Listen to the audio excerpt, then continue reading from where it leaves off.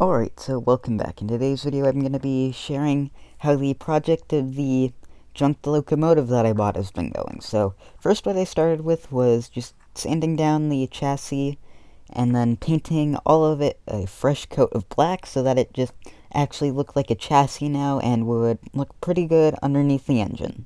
So, this was just a simple step I decided to start with, so let's go on to the major beginning of progress with the unit. So here is where major amounts of work starts. So what I first did was strip the paint off of everything, and I then replaced the cab of the unit with a cab from a shell I had laying around off an SD35, and I decided to kind of try and make it look like a Missouri Pacific wreck rebuild engine since they did swap cabs onto them. So it turned out pretty good. It took a lot of work to make it all flush, but I did manage to do that, and once everything looked good, I began going into the painting of the engine. Here I painted the engine's base coat of red after letting the primer dry, and it turned out pretty good. It was just the base for the whole engine, and it just made me see how it would look from the paint, so on to the next major step. The next step of the unit was a lot more small details. So first what I did was I painted all the walkways on the unit, and they turned out pretty good. I then also painted the exhaust port and all the radiator stuff on the back of the unit. I also forgot to sand everything off the back, so I did that then. And then ordered some other parts for it, which haven't come yet, but it works pretty well without them. So on to the next small things. At this step, I painted a stripe on the side of the unit, then one on the top side of it, on each side, just to start giving it some stuff for the paint scheme. Here I actually painted the nose black just to help the paint scheme a bit.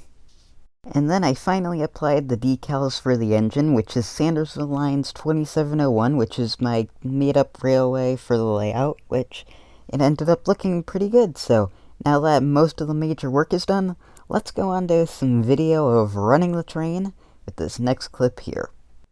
Alright, so here's the completed unit all set up on the track. I know it isn't perfect, but it's a huge improvement over what this engine used to be, and we got it hooked up to the GP18 so that we can pull the dummy engine around the layout. So let's go do that now.